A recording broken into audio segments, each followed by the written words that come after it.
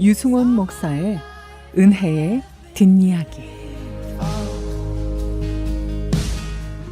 하나님께서는 하나님의 형상을 따라 인간을 창조하여 스스로 선택을 할 수 있는 자유존재로 만드셨습니다. 다른 모든 피조물은 만들어진 그 모양대로 프로그램되어 그 모습 그대로 하나님께 영광을 돌리며 큰 본질적 변화 없이 존재합니다. 꿀벌의 세계를 잠깐 들여다보면 그 군집성과 질서에 감탄하지 않을 수 없습니다.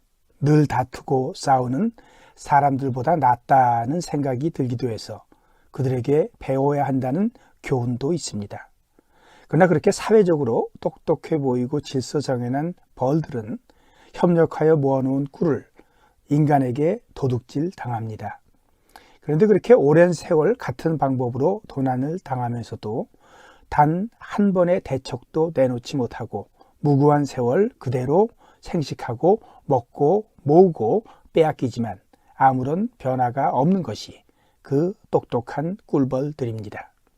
그들에게는 하나님의 형상이 없기 때문입니다. 마찬가지로 동물들 중에 돌고래나 침팬지나 진돗개 등은 참 영리하여 인간과의 어느 정도 의사소통까지 학습할 정도의 지능을 지니고 있습니다. 그러나 그들 또한 그 기나긴 세월 동안 걸칠 옷을 개발하거나 농사를 짓거나 건축을 하거나 또는 철학과 예술을 논하는 창조적 건설의 단계에는 단 한 발자국도 내디디지 못했습니다. 하나님의 형상대로 피조된 것은 아니었기 때문입니다. 그러나 오직 인간만이 하나님의 형상대로 만들어졌습니다. 하나님이 자기 형상, 곧 하나님의 형상대로 사람을 창조하시되 남자와 여자를 창조하시고, 창세기 1장 27절 말씀입니다. 하나님의 형상이 무엇인지를 놓고 오랜 논쟁이 있었지만 다른 영리한 동물들에게서는 볼 수 없는 창조성, 도덕성, 종교성 등등을 말하면 분명한 것 같습니다. 그리고 이 모든 특성들을 지녀 자기 존재를 스스로 성찰하며 관계를 만들어가기 위한 결정을 하며 심지어 자기 생명의 존속 여부까지 스스로 결정을 내릴 수 있는 자유의지의 능력이 하나님께서 인간에게 심어두신 당신의 형상일 것입니다. 그러나 이것은 엄청난 위험을 감수하는 사랑의 행위였습니다. 인간의 지능을 유추하여 인간이 만들어낸 컴퓨터의 능력은 정말 대단합니다. 엄청난 숫자의 조합을 순식간에 처리할 수 있는 연산 능력, 상상 못할 정도의 정보 저장 능력, 그것들을 분류, 분석하여 답을 찾아내는 문제 해결의 실력 등은 무서울 정도입니다. 인간이 만들었지만 인간이 따라갈 엄두도 못 낼 지력과 정보 처리 능력을 지니고 있습니다. 그래서 세계 바둑 챔피언도 잘 프로그램된 컴퓨터와 겨루면 패하고 맙니다. 그러나 이렇게 똑똑한 컴퓨터를 집에 혼자 놓아둔 채 안심하고 나올 수 있는 것은 그것이 자신의 의사에 따라 자유롭게 결정을 내려 행동할 수 있는 존재가 아니기 때문입니다. 컴퓨터에게는 자유의지가 없습니다. 그래서 컴퓨터와는 인격적 관계를 가질 수 없습니다. 컴퓨터와는 사랑을 할 수 없습니다.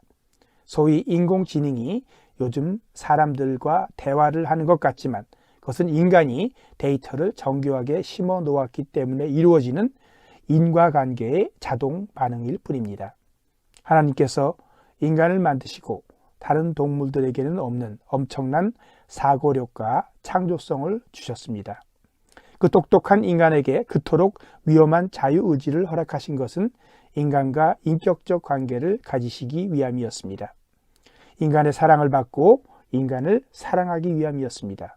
사랑의 사귐을 갖기 위함이었습니다. 순전히 가상이지만 컴퓨터에게 자유의지를 부여하는 것은 아주 위험한 일입니다. 공상 과학 영화에 나오는 것처럼 자유의지를 가진 컴퓨터는 인간보다 탁월한 그 모든 능력으로 인간에게 반항하여 인간을 정복할 수도 있기 때문입니다. 그렇듯이 인간에게 자유의지를 허락한다는 것은 위험한 일이었습니다. 하나님은 그렇게 자신의 형상대로 만든 인간을 사랑하셨습니다. 그래서 하나님의 형상을 넣어주고 자유의지를 허락하셨습니다. 엄청난 위험 감수의 사랑이었습니다. 그런데 그 위험의 개연성이 현실이 되었습니다. 인간은 하나님께서 부여하신 그 자유의지로 반역의 길을 택했고 결국 그 아름다운 창조의 세계는 인간의 범죄로 말미암아 여지없이 망가지고 맙니다. 신뢰의 사랑을 배신으로 저버리지 말았어야 했는데. 지금까지 시카고 언약장로교회 유승원 은퇴 목사의 은혜의 뒷이야기였습니다.